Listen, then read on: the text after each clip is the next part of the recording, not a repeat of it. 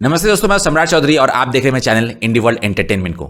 तो French media level based try कर रहा है कि किस तरीके से अलग अलग चीज़ों का हवाला देके, जो कि ऑलरेडी हो चुका है और इंडिया ने ऑलरेडी सॉर्ट आउट भी कर लिया है, उसकी जो है एग्जांपल्स देके, जैसे कि एक टाइम पे रशिया और पाकिस्तान के बीच एक मिलिट्री एक्सरसाइज हुआ था, लेकिन जब इंडिया ने फिर उसको अपोज किया तो फिर अभी रिसेंटली कुछ खास ऐसे डेवलपमेंट देखने को नहीं मिला था। लेकिन यूरोपियन मीडिया, जैसे कि आपको पता है, प्रेजेंट सिनेरियो में यूरोप लेवल बेस्ड ट्राई कर रहा है और इंडिया को सैंक्शंस की धमकी दे रहा है। और दूसरी तरीके से मतलब अजीब ही है इनकी मेंटलिटी, एक तरीके से वो सैंक्शंस की धमकी दे रहा है और ये एक्सपेक्ट कर रहे हैं कि इंडिया रशिया को छोड़ के उनके साथ दोस्ती निभाएगा। इसके लिए वो लोग बहुत सारे ट्रिक्स आजमा रहे हैं, मीडिया रिपोर्टिंग से आपको साफ पता चलेगा। लेकिन वो लोग ये नहीं समझ पा रहे हैं कि ये सिर्फ रूस से दोस्ती निभाने की बात नहीं है, ये एक अच्छा एफर्ट है इंडिया की कि बैलेंस ऑफ पावर जो है, ये कमीने कॉलोनियलिस्ट इनके पक्ष में पूरे तरीके से ना जाए। एक बैलेंसिंग फैक्टर जो है, इनको काउंटर करने का फैक्टर, और इंडिया के पास दूसरे एक ऑप्शन को अपनाने का फैक्टर, ये एक है। मतलब जब तक इंडिया, आशा है कि आने वाले टाइम पे अमेरिका और ये जो यूरोपियन जो वेस्टर्न कॉलोनियलिस्ट्स है, इनके खिलाफ इंडिया खुद में अपने आप में एक फोर्स हो जाएगा। इंडिया खुद में अपने आप में एक self sufficient countering super power बन जाएगा, जिससे रशिया या फिर चाइना की हेल्प की खास कोई ज़रूरत नहीं पड़ेगी। लेकिन अभी फिलहाल जो है एक अलायंस की ज़रूरत है यूएसए और वेस्ट के खिलाफ खड़े होने के लिए। खैर, ये फ्रेंच भी एक टाइम पे कॉलोनियलिस्ट ही थे। इनके कुछ प्रोडक्ट्स जो इंडिया में छोड़ के गए हैं, ये लोग आज भी इंडिया में गंध मचाने में बिजी है। I also had another tactic when I was very young, which was just sleep with someone and then tell the person. And then tell him that I slept with someone. Oh my he breaks God! up with me. Ouch! Yeah. तो once a colonialist will always have this colonial mentality। खैर, reporting देख के आपको मजा आएगा, क्योंकि India और Russia को अलग करने के लिए ये लोग कहाँ से इंफॉर्मेशन जो है, जो आज से 10 साल, आज से 5 साल पहले हुआ है, उसको भी समेट के एक रिपोर्ट बनाने की कोशिश की है। तो इन्फॉर्मेटिव तो है। खैर, वीडियो को एंजॉय करते हैं। उसके बाद काफ़ी सारे कमेंट्स जो है इंडिया ने भी अच्छे तरीके से धोया है, कुछ इंडियंस ने अच्छे तरीके से उनको आईना दिखाया है, और बाद में जो है मैं भी अपना ओपिनियन रखूंगा। So let's start.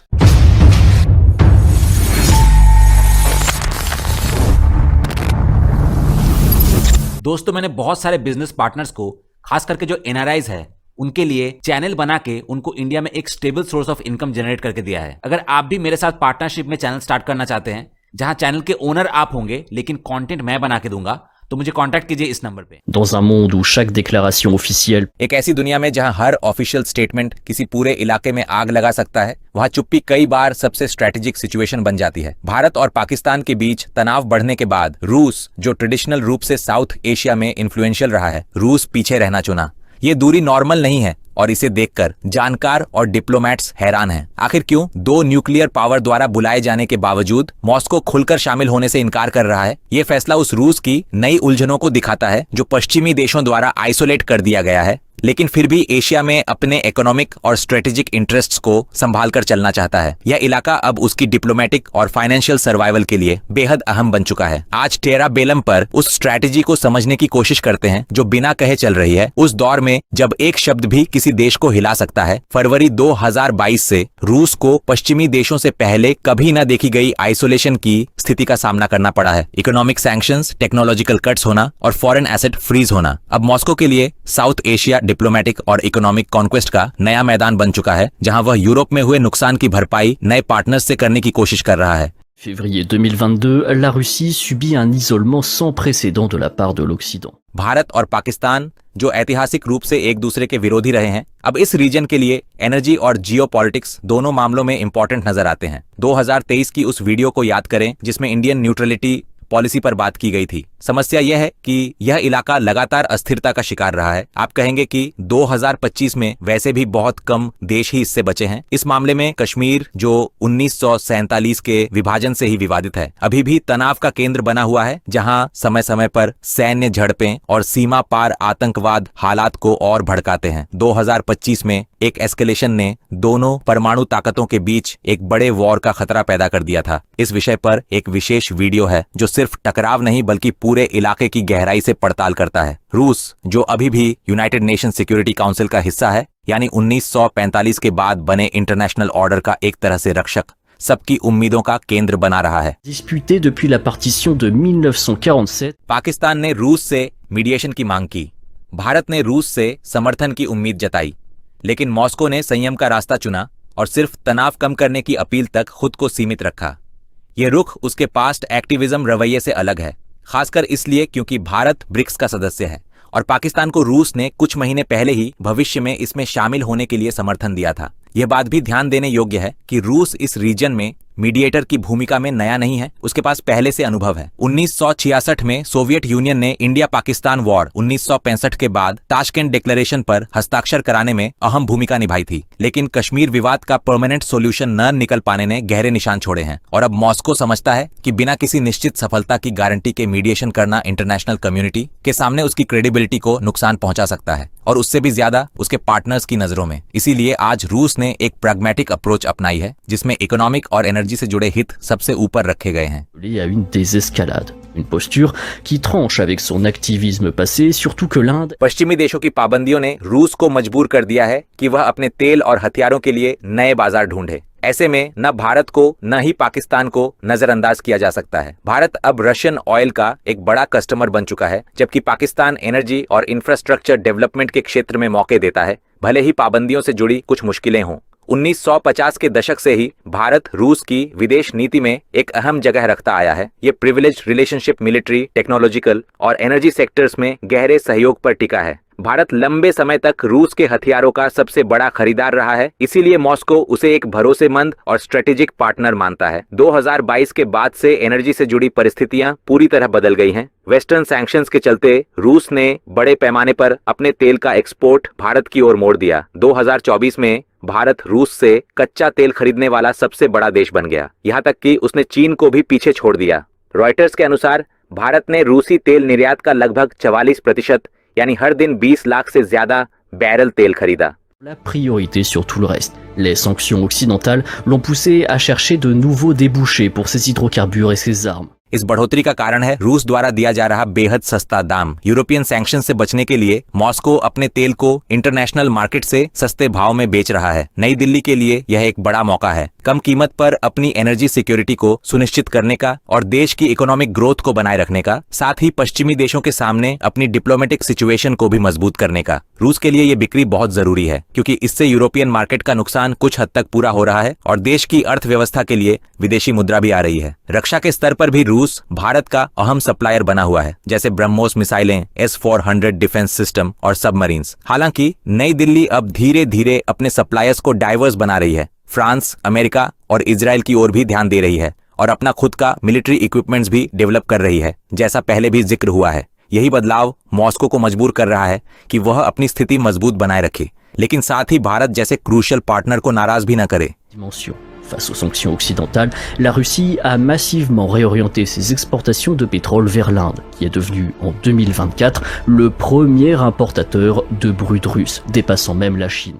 भारत रूस से आतंकवाद के खिलाफ अपने संघर्ष में अनवेवरिंग सपोर्ट की उम्मीद करता है और वह इस आतंकवाद को बड़े पैमाने पर पाकिस्तान से जोड़कर देखता है। लेकिन भारत किसी भी एक्सटर्नल मीडिएशन को सख्ती से खारिज करता है, जो कि इस्लामाबाद से अलग रुख है। भारत डायरेक्ट डिप्लोमेटिक और मिलिट्री सपोर्ट को प्राथमिकता देता है।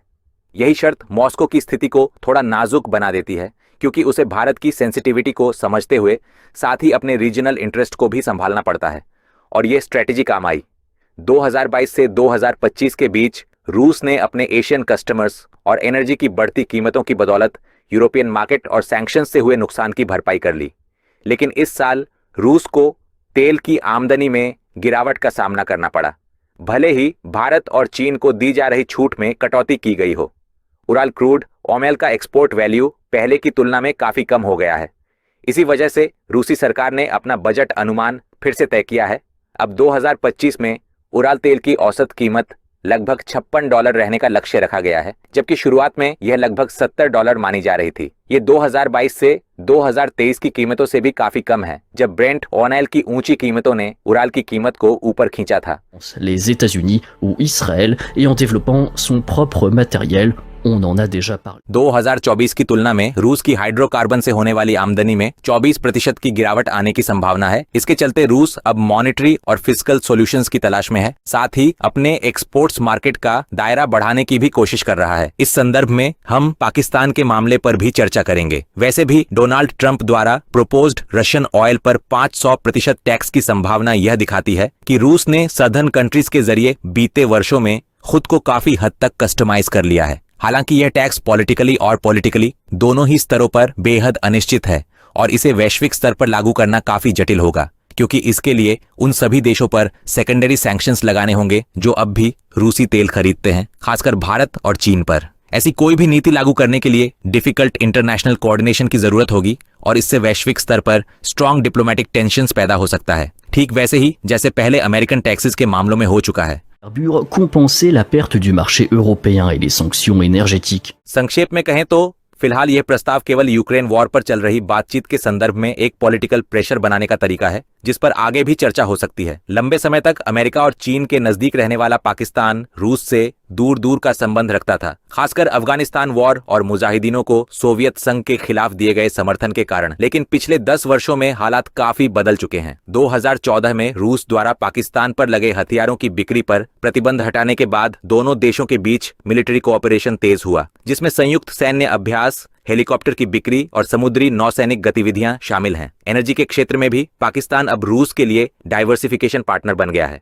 2023 से इस्लामाबाद ने रूसी तेल खरीदने के लिए लॉन्ग टर्म एग्रीमेंट्स किए हैं, ताकि आने वाले वर्षों में अपनी ऊर्जा जरूरतों का लगभग 30% हिस्सा इससे पूरा कर सके। कराची को लाहौर से जोड़ने वाली नॉर्थ साउथ गैस पाइपलाइन भी रूस के सहयोग से बन रही है, जो एनर्जी और इंफ्रास्ट्रक्चर सेक्टर में संबंधों को मजबूत करने की दोनों देशों की इच्छा को दर्शाती है। L'élargissement de ces marchés à l'exportation. Sanctions और फाइनेंस समस्याओं के बावजूद ये प्रोजेक्ट्स आगे बढ़ रही हैं। इसकी एक बड़ी वजह है इन प्रोजेक्ट्स में अपनाई जा रही लचीलापन, जैसे कि ट्रेडिशनल फाइनेंशियल सर्किट से बचते हुए एटीएम या चीनी युआन के माध्यम से भुगतान किया जाना। साथ ही पाकिस्तान की जियोग्राफिकल पोजीशन, जो साउथ एशिया, सेंट्रल एशिया और मिडिल ईस्ट के जंक्शन पर है, उसे रूस के लिए एक स्ट्रेटेजिक पार्टनर बना देती है। रूस से पाकिस्तान और अफगानिस्तान होते हुए हिंद महासागर तक जाने वाले एनर्जी कॉरिडोर ट्रेडिशनल रूट्स के मुकाबले एक अहम विकल्प बनते जा रहे हैं, खासकर तब जब यूरोप के साथ रूस के रिश्ते तनावपूर्ण हैं और पुराने रास्ते कमजोर पड़ चुके हैं। हालांकि रूस और पाकिस्तान के रिश्तों को बैलेंस्ड रूप से समझना जरूरी है। पाकिस्तान अभी भी चीन से गहराई से जुड़ा हुआ है, जो कि चाइना पाकिस्तानी इकोनॉमिक कॉरिडोर का मुख्य निवेशक है। साथ ही पाकिस्तान खुद राजनीतिक और सुरक्षा अस्थिरता से जूझ रहा है, जिसे नजरअंदाज नहीं किया जा सकता। Mais il s'agit pour le moment surtout d'un levier de négociation. मैंने इस बारे में 2 साल पहले ही बात की थी। मॉस्को के लिए अब चुनौती यह है कि वह भारत, पाकिस्तान और यहाँ तक कि चीन के साथ अपने ऐतिहासिक संबंधों को बरकरार रखते हुए अपने अलायंसेस को और डाइवर्स बना सके। इसीलिए ये कोई नई बात नहीं है कि शंघाई कोऑपरेशन ऑर्गेनाइजेशन जैसी रीजनल ऑर्गेनाइजेशंस, जिसमें रूस, चीन, भारत, पाकिस्तान और कई सेंट्रल एशियाई देश शामिल हैं, इसको अब वेस्टर्न इंस्टीट्यूशंस के विकल्प या अल्टरनेटिव स्टेबिलिटी पोल्स के रूप में देखा जाने लगा है। मॉस्को अब इन्हीं रीजनल स्ट्रक्चर्स पर ध्यान दे रहा है, इस मल्टीपोलर दुनिया में अपनी मौजूदगी को मजबूत करने और एशिया में वेस्ट से स्वतंत्र एक सिक्योरिटी आर्किटेक्चर तैयार करने के इरादे से। ब्रिक्स का विस्तार जैसे नए सदस्य ईरान, सऊदी अरब या इजिप्ट कुछ लोगों को अजीब लग सकता है, क्योंकि ये हिस्टोरिकल राइवल्स को एक साथ लाता है, लेकिन यह रूस और चीन की उस मंशा को दिखाता है कि वे ग्लोबल साउथ को एकजुट करना चाहते हैं, ताकि वह G7 के सामने आर्थिक रूप से और शायद भविष्य में डिप्लोमेटिक रूप से संतुलन बना सके। मॉस्को की उम्मीद है कि भारत और पाकिस्तान भले ही दुश्मन हों, इस फ्रेमवर्क में आगे चलकर सहयोग कर सकते हैं, और यही रूस के लिए अपने इंटरेस्ट को आगे बढ़ाने का एक और मजबूत हथियार बन सकता है। Dans les prochaines années, le projet de gazoduc Nord-Sud qui relie Karachi à Lahore est développé avec Moscou et illustre cette volonté de renforcer les liens dans l'énergie et les infrastructures. हालांकि सदस्य देशों के बीच मौजूद मतभेद इन संगठनों की संकट की स्थिति में इफेक्टिव ढंग से कार्रवाई करने की क्षमता को सीमित कर देते हैं, जैसा कि आप अंदाजा लगा सकते हैं। यूक्रेन वॉर ने रशियन डिप्लोमेसी को गहराई से प्रभावित किया है। पश्चिमी देशों से अलग थलग पड़ चुका रूस अब एशिया, अफ्रीका और लैटिन अमेरिका के साथ अपने संबंधों को मजबूत करने की कोशिश कर रहा है। भारत और पाकिस्तान को एनर्जी का एक्सपोर्ट इसी स्ट्रेटेजी का हिस्सा है, ताकि सैंक्शंस को बाईपास किया जा सके, ठीक वैसे ही जैसे वह हथियारों और तकनीक के लिए नए बाजार ढूंढ रहा है। इसके अलावा 2024 में भारत और अमेरिका सहित कई देशों में हुए बड़े चुनावों ने पॉलिटिकल पोलराइजेशन और राष्ट्रवाद को को और तेज कर दिया है। रूस के लिए यह स्थिति दो धारी तलवार जैसी है। कभी तो यह प्रैग्मेटिक और नेशनल इंटरेस्ट्स पर आधारित मल्टीपोलर वर्ल्ड को आगे बढ़ाने में मदद करती है, और कभी कभी यही बात रीजनल क्राइसिस के मैनेजमेंट को और जटिल बना देती है तथा देशों को आत्मविचार की ओर धकेलती है। Il s'agit donc de diversifier ses alliances sans compromettre ses liens historiques avec l'Inde, le Pakistan ou même la Chine. रूस के लिए यह समय अपनी डिप्लोमेसी को एक बेहद अनप्रेडिक्टेबल होते जा रहे इंटरनेशनल एनवायरनमेंट के अनुसार ढालने का है। भारत पाकिस्तान कॉन्फ्लिक्ट से परे यह पूरा रीजन कई तरह के तनावों से घिरा हुआ है। चीन भारत राइवलरी, अफगानिस्तान में इंस्टेबिलिटी, साउथ चाइना सी में समुद्री तनाव और म्यांमार में सिविल वॉर। रूस जो खुद को संतुलन स्थापित करने वाले खिलाड़ी के रूप में देखता है, उसे अपने किसी एक पार्टनर्स के पक्ष में खुलकर खड़े हुए बिना अपने हितों की भी रक्षा करनी है। मॉस्को के लिए यह दुविधा साफ है, क्या भारत का साथ दे जो उसका पुराना और मजबूत इकोनॉमिक पार्टनर है, या फिर पाकिस्तान के साथ सहयोग को और गहरा करे जो रीजनल एम्बिशंस और नए बाजारों तक पहुंच के लिए अहम है। भारत अपने पार्टनर्स से अनवेवरिंग सपोर्ट की उम्मीद करता है, जबकि पाकिस्तान रूस से मीडिएशन की अपील करता है और इकोनॉमिक अपॉर्चुनिटीज का नया द्वार खोलता है। फिलहाल क्रेमलिन ने सतर्क रुख अपनाया है और हर कदम से पहले यह सोच रहा है कि कोई कार्रवाई ज्यादा महंगी पड़ेगी या चुप रहना। Bien que rivaux pourraient à terme coopérer dans ce cadre. कुछ न करना भी अपने आप में एक तरह की कार्रवाई होती है। किसी पक्ष में कड़ा रुख अपनाना गंभीर परिणाम ला सकता है। एनर्जी कॉन्ट्रैक्ट्स का टूटना, मिलिट्री कोऑपरेशन का रुक जाना और रीजनल ऑर्गेनाइजेशंस में रूस की स्थिति का कमजोर होना। यूक्रेन वॉर और वेस्टर्न सैंक्शंस के माहौल में मॉस्को अपने इकोनॉमिक और स्ट्रेटेजिक इंटरेस्ट्स को खतरे में नहीं डाल सकता। यहाँ हम ईस्टर्न यूरोप के यूक्रेन वॉर और एशिया की घटनाओं के बीच एक सीधा संबंध देख रहे हैं। इन सभी चुनौतियों के बावजूद रूस के पास अब भी कई ताकतें हैं। मीडिएटर की भूमिका निभाने की क्षमता, एनर्जी के सेक्टर में उसका वजन और रीजनल ऑर्गेनाइजेशंस में उसका प्रभाव। आने वाले समय में रूस OCS या ब्रिक्स के मंच से भारत पाकिस्तान संवाद को बढ़ावा देने की कोशिश कर सकता है और साथ ही एशिया में अपने पार्टनर्स को और भी डिवर्स बनाता रहेगा।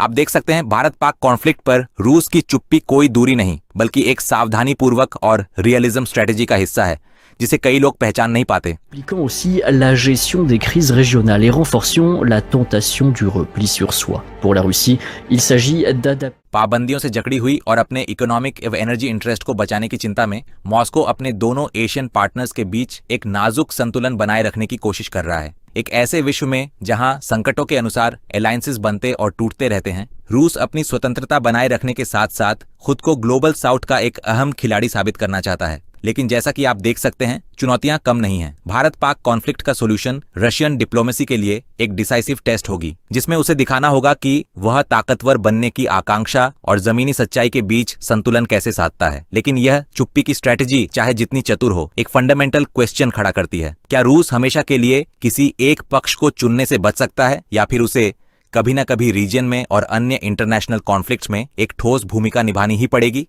यह सवाल और भी अहम हो जाता है जब हम हालिया इजराइल ईरान कॉन्फ्लिक्ट और दुनिया की तेजी से बदलती परिस्थितियों को जोड़कर देखें।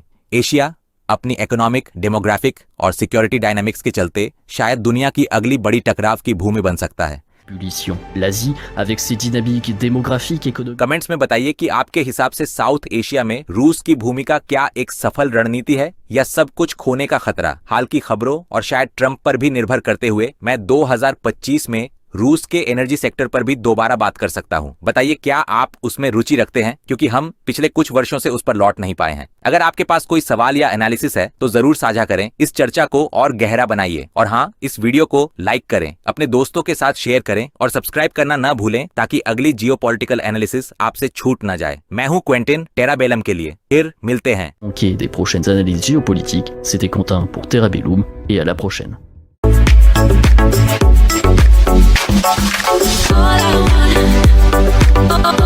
कमेंट्स में मरकाल्फा ने लिखा है कि हाँ, रूस की एनर्जी सिचुएशन की रिव्यू करना वाकई इंटरेस्टिंग होगा।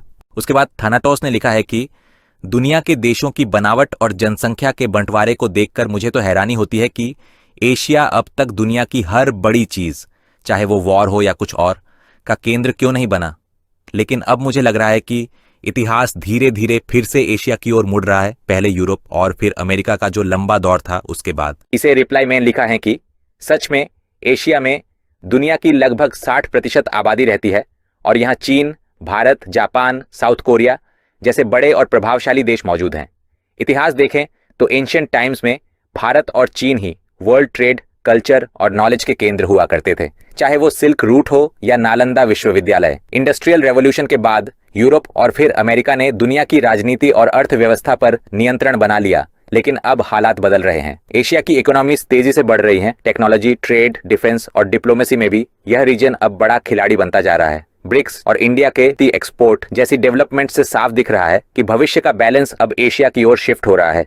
तो आपका यह आभास एकदम सही है, इतिहास अब दोबारा एशिया की ओर लौट रहा है। उसके बाद AU डेलिबेटल वर्ल्ड ने लिखा है कि अमेरिका पाकिस्तान में जितना दिखता है उससे कहीं ज्यादा गहराई से इन्वॉल्व है, खासकर मिलिट्री और इकोनॉमिक लेवल पर, जैसे कि F-16 लड़ाकू विमानों की बिक्री, रडार डिफेंस सिस्टम, IMF से कर्ज लेकर पाकिस्तान को आर्थिक गिरावट से बचाना। भारत को अस्थिर करने के अपने लक्ष्य में अमेरिका के लिए पाकिस्तान बहुत क्रूशियल है। उसके बाद हायट बोर्गी ने लिखा है कि रूस को हर देश की तरह बाकी देशों से अपने रिश्तों का संतुलन बनाए रखना होता है। यही काम मैथमेटिशियंस और इकोनॉमिस्ट्स का होता है, ये तय करना कि ब्रिक्स देशों के साथ मजबूत रिश्ते कैसे बनाए रखें। उसके बाद शोगोर्थ ने लिखा है कि एक बहुत इंटरेस्टिंग टॉपिक जिसकी मुझे बिल्कुल उम्मीद नहीं थी, इस प्लेजेंट सरप्राइज के लिए धन्यवाद।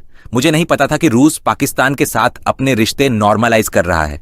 ये एक फायदे का सौदा हो सकता है, बशर्ते भारत ज्यादा नाराज ना हो, और भारत को नाराज होना भी नहीं चाहिए क्योंकि वह खुद हर किसी से बातचीत और व्यापार करता है, यहां तक कि अपने रूसी साथी के विरोधियों से भी।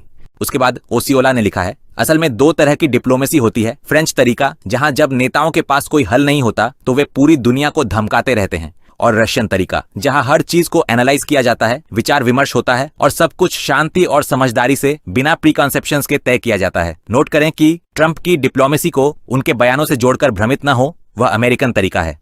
उसके बाद फ्रैंक जेनर ने लिखा है कि इस वीडियो के लिए धन्यवाद। रूस चीन पर पूरी तरह निर्भर नहीं हो सकता, उसे एशिया के बाकी देशों के साथ अपने रिश्ते डाइवर्सिफाई करके चलाने होंगे, खासकर यूरोप के विभाजन को देखते हुए। वह अब सेंट्रल एशिया, साउथ अमेरिका के साथ साथ अफ्रीका में भी स्थायी मौजूदगी बनाने की कोशिश कर रहा है, जहां वह न्यूक्लियर पावर प्लांट बेचकर मजबूत पकड़ बनाना चाहता है। इस पूरी रणनीति की सबसे अहम कड़ी है ईरान। यही वह नॉर्थ साउथ और ईस्ट वेस्ट को जोड़ने वाला रास्ता है, और चीन के लिए भी यही बात लागू होती है। जो भी देश ईरान पर प्रभाव जमा लेगा वह एशिया में अपने विरोधियों के मुकाबले बहुत बड़ी एडवांटेज हासिल कर लेगा। उसके बाद एडगार डेजुआरी ने लिखा है कि मैं आपकी बात से सहमत हूं। मैं इसमें भारत की पोटेंशियल जियो इकोनॉमिक और जियोग्राफिकल आइसोलेशन की स्थिति पर थोड़ा और ऐड करना चाहता हूं, जो किसी द्वीप जैसी स्थिति में काम करता है। इस लिहाज से भारत को अटलांटिक ग्रुप और यूरेशियन कॉन्टिनेंट दोनों से तालमेल बैठाना पड़ता है। जैसा आपने एक पुराने वीडियो में बताया था, भारत को अकेला पड़ने का डर है, खासकर चीन और पाकिस्तान से घिरकर और अपने टेरिटरी के वेस्ट में मौजूद एनर्जी रिसोर्सेज तक पहुंच के मामले में। वहीं पाकिस्तान भी अलगाव का सामना कर रहा है, भारत की ईरान और अफगानिस्तान से दोस्ती की डिप्लोमेटिक टाइज के चलते। ईरान इजराइल कॉन्फ्लिक्ट पाकिस्तान के लिए एक जरिया है कि वह ईरान से जुड़ सके और बेहतर ढंग से चीन, अफगानिस्तान, अरब और मुस्लिम दुनिया से भी जुड़ सके और अपनी सीमाओं को खोल सके, जो भारत के लिए एक चुनौती है। इस पूरी तस्वीर में रूस एक अहम भूमिका निभा रहा है क्योंकि वह ईरान और चीन का स्ट्रेटेजिक पार्टनर है। इसी वजह से भारत पाकिस्तान के बीच शांति स्थापित करना ब्रिक्स के लिए एक फंडामेंटल इशू बनता जा रहा है, खासकर चीन अमेरिका की राइवलरी के संदर्भ में। नेक्स्ट हायट बोर्गी ने लिखा है कि भारत को समझना मुश्किल है, अमेरिका और रूस दोनों के साथ अच्छे रिश्ते बनाए रखता है। So you can pick and choose alliances, but you can also pick and choose topics. On Russia, for example, you still buy Russian oil. Is that okay? You can do whatever you want, whenever you want? Okay. First of all, your question, do we have multiple options? Answer is yes. Is that a problem? Why should it be a problem? If I'm smart enough to have multiple options, you should be admiring me. You shouldn't be criticizing. उसके बाद जोलिजर ने लिखा है कि मुझे पूरा यकीन है कि वेस्टर्न कंट्रीज धोखा देते हैं, छल करते हैं और उनका लोकतंत्र बस दिखावा है। इसी वजह से मैं रूस का समर्थन करता हूं, लेकिन मैं ये भी मानता हूं कि इससे मैं किसी ऐसे सिस्टम की ओर बढ़ सकता हूं जो जरूरी नहीं कि बेहतर ही हो। बस इतना है कि रूस ज्यादा बैलेंस्ड लगता है। ये एक बहुत बड़ा भरोसे का कदम है। उसके बाद क्लेमेंट नाकोलिस ने लिखा है कि मुझे लगता है कि रूस इस वीडियो के लिए SEO का काम अच्छी तरह कर रहा है। उसके बाद ऑथनियल नगोरन ने लिखा है कि रूस की सबसे बड़ी ताकत उसकी ऊर्जा है। उसके बाद लोई क्लियर बुजुलियर ने लिखा है कि ब्रिक्स प्लस का सदस्य होने के नाते रूस और उसकी डिप्लोमेसी किसी रीजनल प्रॉब्लम को सुलझाने के लिए मीडिएटर की भूमिका निभा सकते हैं, जैसे कि एक संसाधन यानी पानी तक पहुंच की समस्या। उसके बाद IDMC 75 ने लिखा है कि रूस की समस्या यह है कि उसे भुगतान भारतीय रुपए में मिल रहा है और वो उन्हें नॉर्मली दूसरी करेंसी में बदल नहीं सकता। अब रूस के पास बहुत सारे रुपए जमा हो गए हैं, लेकिन भारत के पास देने के लिए बहुत ज्यादा चीजें नहीं हैं। इसके रिप्लाई में लिखा है कि हाँ, रूस को भारत से भुगतान रुपए में मिल रहा है और वो रुपए इंटरनेशनल करेंसी में आसानी से बदल नहीं सकता, खासकर वेस्टर्न सैंक्शंस की वजह से। लेकिन अब रूस इन जमा रुपयों को भारत में निवेश करने में इस्तेमाल कर रहा है। जैसे कि रूस भारत में AK-203 राइफल्स का प्लांट लगा रहा है। कुडनकुलम न्यूक्लियर पावर प्लांट में रूसी टेक्नोलॉजी से काम हो रहा है। रॉसनेफ्ट ने भारत की नयारा एनर्जी में निवेश किया है। फर्टिलाइजर और एनर्जी सेक्टर में कई MOUs साइन हो चुके हैं। रूस अब इन रुपयों का इस्तेमाल करके भारत में अपने इकोनॉमिक और स्ट्रैटेजिक रिलेशन और मजबूत कर रहा है। तो कह सकते हैं कि ये समस्या नहीं रही। उसके बाद GVB One ने लिखा है कि मुझे ब्रिक्स से कोई पॉजिटिव आउटकम निकलता नहीं दिख रहा। इतने सालों से मौजूद होने के बावजूद इनके कोई क्लियर रिजल्ट्स सामने नहीं आए हैं। अभी भी इन देशों के बीच बड़े मतभेद हैं और जो वादे किए जाते हैं वे अक्सर पूरे नहीं होते। आखिरकार ब्रिक्स उन देशों का समूह है जो यूनाइटेड नेशन को बहुत रिस्ट्रिक्टिव बॉडी मानते हैं और अपनी अलग ऑल्टरनेटिव बॉडी बनाना चाहते हैं। लेकिन कोई भी मजबूत अलायंस बनाने के लिए कुछ रूल्स और लॉज की जरूरत होती है जिनका सबको पालन करना होता है। इसलिए शायद ये कभी भी एकमत नहीं हो पाएंगे। उसके बाद जूलियन रेस्का ने लिखा है कि भारत भविष्य का खलनायक बनने जा रहा है।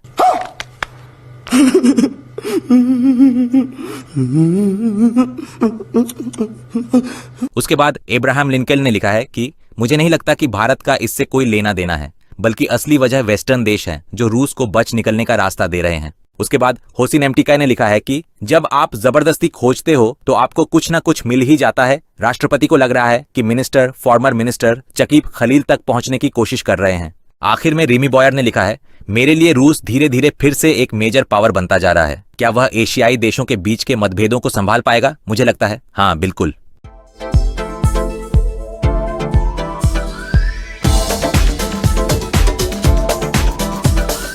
तो कुछ लोग बोलते हैं कि फ्रांस हमारा बहुत अच्छा दोस्त है वगैरह वगैरह।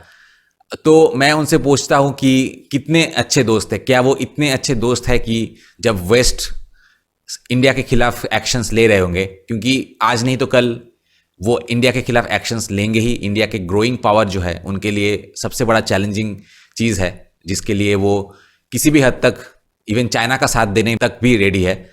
ये लोग, इनका जो डिवाइड एंड रूल पॉलिसी है आज भी वही है। आज भी वो जैसे हिंदू मुस्लिम को डिवाइड करके रूल किया था, कॉलोनियल रूल जो है इस्टेब्लिश किया था, आज भी जो है इंडिया और चाइना को डिवाइड करके वो एक के खिलाफ एक को लड़वा के अपना पावर कायम रखना चाहते हैं। तो क्या फ्रेंच हमारे इतने अच्छे दोस्त हैं कि जब USA और यूरोप हमारे खिलाफ एक्शंस ले रहे होंगे तो क्या फ्रेंच हमारा ढाल बनेगा? वो कभी नहीं होगा।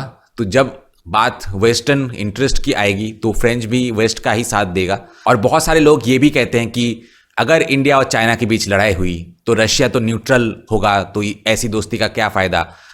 लोग ये नहीं रियलाइज़ करते कि रशिया की न्यूट्रलिटी हमारे लिए कितना बड़ा गेन है। अगर रशिया चाइना पाकिस्तान का साइड दे देता है तो इंडिया के लिए काफ़ी बहुत बड़ा मुश्किल होगा। लेकिन उस केस में रशिया की न्यूट्रलिटी ही जो है हमारे लिए बहुत बड़ा बून होगा। और आज यहाँ पे इस रिपोर्टिंग में बहुत बोला गया है कि रशिया न्यूट्रल क्यों था पाकिस्तान के खिलाफ। रशिया ने जितना पहले तो पहलगाम टेरर अटैक को सबसे पहले जो क्रिटिसाइज करने वाले वो रशिया था। उसके बाद आज भी अगर हम देखें तो ब्राह्मोस ने ब्राह्मोस और S-400, अब कुछ लोग बोल रहे हैं कि S-400 का कोई यूज़ नहीं हुआ है, लेकिन बहुत सारे मेजर रिपोर्ट्स में S-400 ने बहुत अच्छा परफॉर्म किया, यही कहा गया है। तो S-400 और ब्राह्मोस मिसाइल का एक बहुत बड़ा भूमिका रहा है इस इंडिया पाकिस्तान वॉर में। तो देखा जाए अगर रशिया डायरेक्टली इन्वॉल्व नहीं भी था, रशिया के जो इंटरेस्ट था, रशिया ने हमारे लिए जो किया है, चलो अपने इंटरेस्ट के लिए ही किया है, बट ओवरऑल जो ये कोलैबोरेशन था रशिया के साथ, वो बहुत ज़्यादा काम आया है। राफेल का उतना कुछ सुना नहीं हमने कि राफेल ने ये किया वो किया, बट जो रशियन वेपन्स थे वो बहुत ज़्यादा काम में आया है और इंडिया के इंडिजिनस वेपन्स है। ऑब्वियसली इंडिजिनस वेपन्स यहाँ पे सक्सेस होना ये एक बहुत बड़ी बात है जो एक सेल्फ रिलायंस की ओर हमें ले जा सकता है। फिर हमें किसी भी कैंप में खास कुछ डिपेंड नहीं रहना पड़ेगा। बट अभी तक जो है रशियन जो इक्विपमेंट्स है वो बहुत काम में आया है, यही एकदम क्लियर है इस इंडिया पाकिस्तान कॉन्फ्लिक्ट में।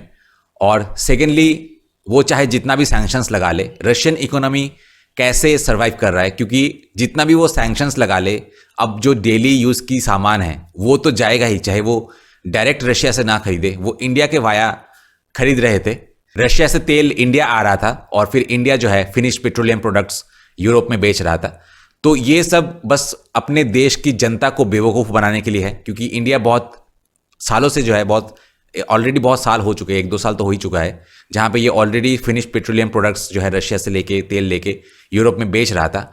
बट अब क्योंकि उनको अपने ऑडियंस के सामने, अपने देश के लोगों के सामने खुद का टफ स्टांस दिखाना है कि हाँ हम इंडिया के खिलाफ कुछ कर रहे हैं, तो ये बस दिखावा है, क्योंकि अभी मतलब जो जनरल पॉपुलेशन है उनको ही इसका असर जो है भुगतना पड़ेगा। क्योंकि रशिया में से जब तेल या फिर गैस डायरेक्टली या फिर बहुत सारे प्रोडक्ट्स भी, सिर्फ तेल गैस ही नहीं, बहुत सारे प्रोडक्ट्स जो डायरेक्टली यूरोप में आ रहे थे तो उनको सस्ता पड़ रहा था।